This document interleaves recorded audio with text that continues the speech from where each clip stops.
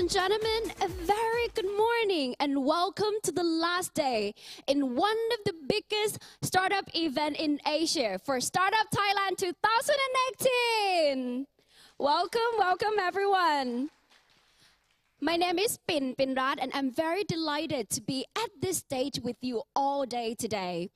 Today we have over 25 speakers to come and share their expertise and experience in startups. So guys, don't miss out any single session today. But first of all, let me give you a brief introduction about the Startup Thailand event. This is the last day, ladies and gentlemen, but this event, we gather over 500 speakers, more than 400 startups from 25 countries around the world to come and expo and exhibit their event today. Ladies and gentlemen, at our fireside stage today, we plan to fire up your creativity and your innovation with our speaker session. However, if you missed the first 3 days event, do not worry. We are now broadcasting live on our Facebook, Startup Thailand. You can also stream from our Facebook as well, or go directly to worldwideweb.startupthailand.org/live. You can watch the live event from the previous day of the event. For now, let's get back to the Fire Up stage. This fireside stage, we will be providing you with the first speakers today about the VR. I know that this couple of days you may hear about AR, VR technologies. What exactly is it and how can we get benefit from it? Using it will help benefit your life. How? So today, let's welcome our first speakers.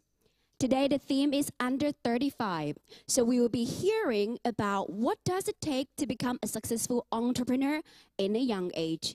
So all the speakers today will be under 35. So let's hear their success story today.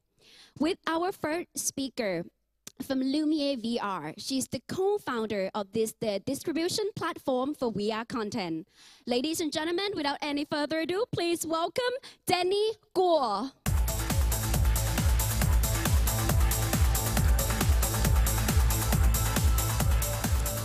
Sawadika. Really excited to come here and thank you for Thailand Startup to invite me. Hello everyone, my name's Jenny. I'm the co-founder of Lumiere VR. We use virtual reality to disrupt entertainment. With almost a decade of experience in the film industry in China and US, and having recently been named Forbes 30 under 30 for my work, advancing motion picture through virtual reality. I want to share one thing with you about running a startup.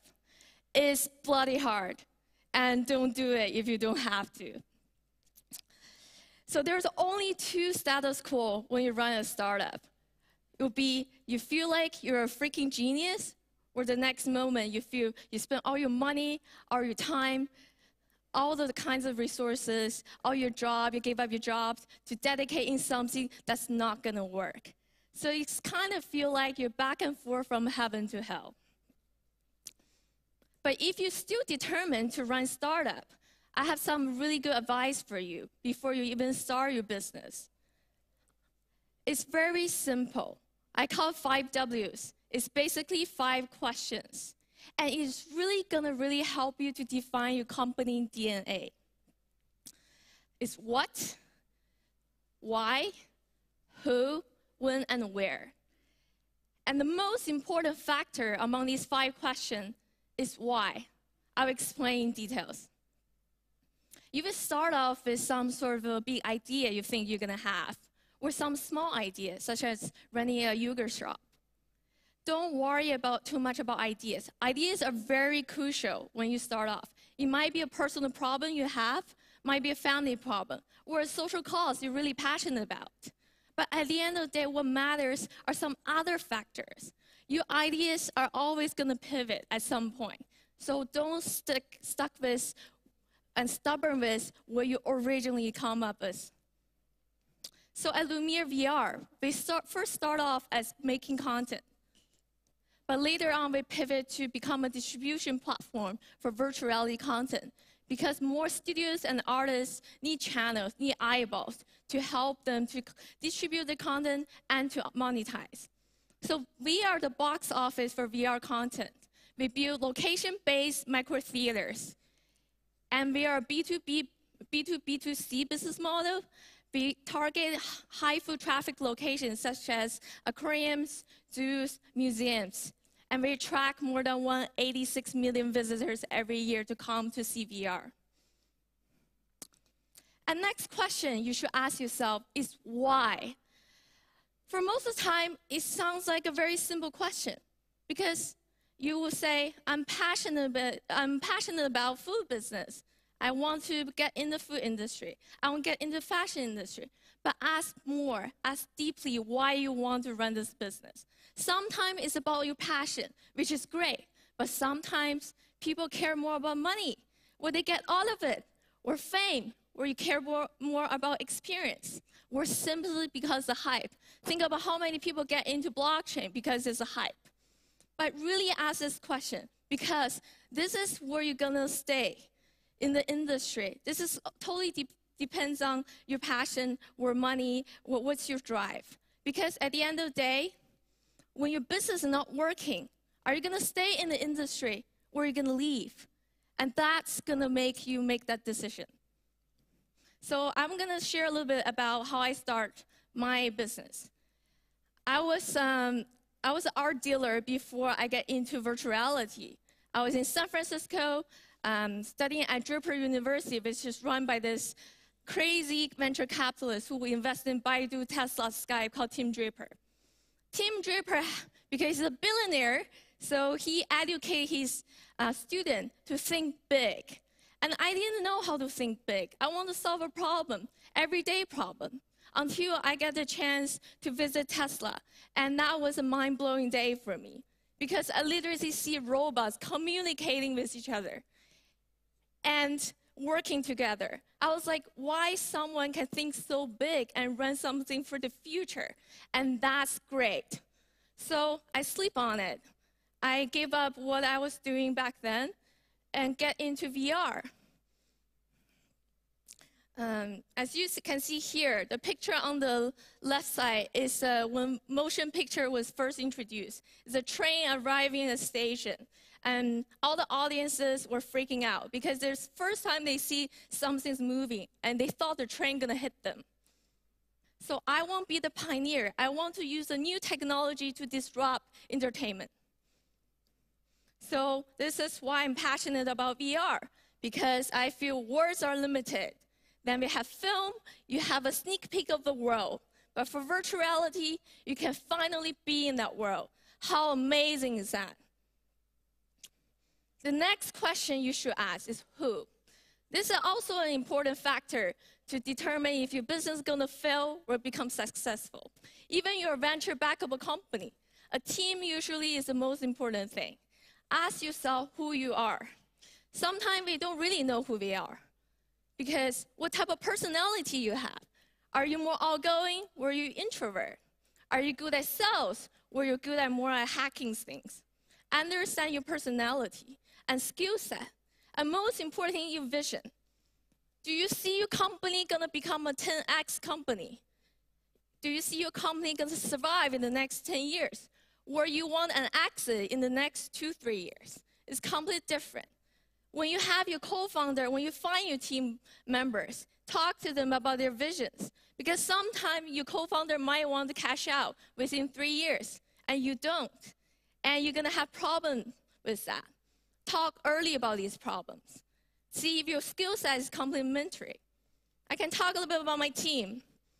My co-founder and I met at Draper University. He's a really, really talented engineer, but at the same time, very good at sales. We both see VR going to really disrupt entertainment in the next 10 years. That's why we become a team. For me, I'm more on the creative side. Good with business relations, content aggregation. For him, it's more on the product side. He can aggregate, he can rapid prototyping and rolling out product very quickly. And together, we're a team of artists and engineers who really believe VR will become the fourth screen and really going to disrupt entertainment. The next question you're going to ask yourself is when.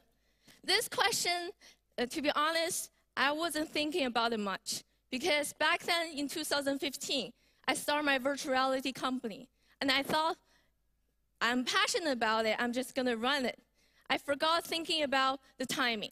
Timing is so crucial for your business. Sometimes it's not even about your product, not about your idea, but the timing. Look up, if you buy a Bitcoin in 2013, you're probably gonna become a millionaire already. So timing is very key. So most people want to get into emerging technology like AI, blockchain, VR, AR, but because they want to pioneer. I'm one of them. I won't become pioneer. But are you really going to become a pioneer? If you're too early, you might become a martyr. Means you die, and your experience will be learned by other people rather than you become a successful business. Another myth we always talk about is first-to-market advantage. That's so true to a certain extent. Most of the cases is if you're not good at calculating the inflection point of an emerging technology hype, you might fail. So being too early or too late are both bad for business. So think about timing, do enough research, learn from other case studies to really, really calculate the timing. The next question is where? Where do you want to start your business? Are you a global business scale or are you local?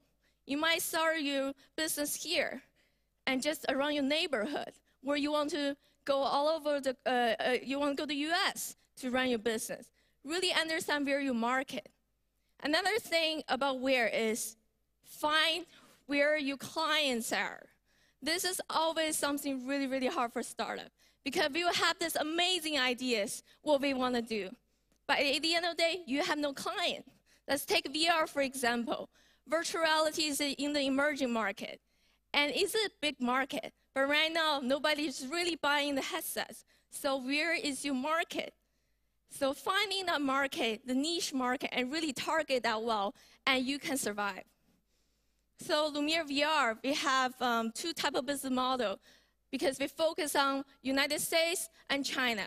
So for US side, we focus more on distribution because we believe there are enough good content we can distribute, and people are lining up at film festivals to watch content. But for China's side, you can see more than 3,000 arcades all over their cities, but no content. So why don't we collaborate with content?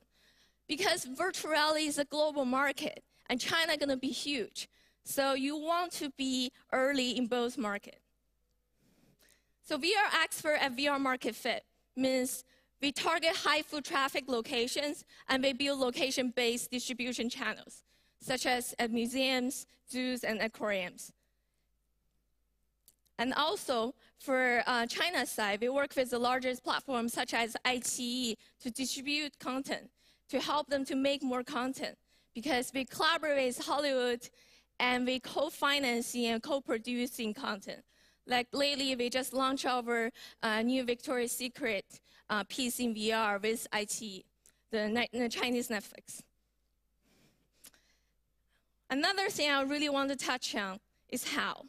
We talk about 5 W's about what, why, when, where, and who. Now we can talk about how. So as CEOs or as co-founders, you need to learn really, really fast. And that's not easy. Acquiring new skill set is not easy. So understanding what kind of skill set you need to acquire. If you can't, for instance, if you're not good at coding, you're not engineer. Work with people who understand engineer and help you solve that problem. Don't be so stubborn at something you don't know how to do. Understand the process of doing that thing and rapidly working with people who are an expert is, as a CEO, you need to do that. And another 3 skill set I think is super crucial to be the CEO. The first one is to become a preacher. This is so important because as a preacher, sometimes you evangelize something that doesn't even exist. You don't have the product yet. How do you pitch to your VC? How do you pitch to your business partners when you just have ideas? You need to really, really believe in it. There's a TED talk called Fake It and You Make It. But most time people just fake it and forgot to make it happen in the end. So really have faith in what you believe in and also be able to execute on it. So as a preacher, you need to be patient. When your client don't believe in you, oftentimes it's because of communication problem.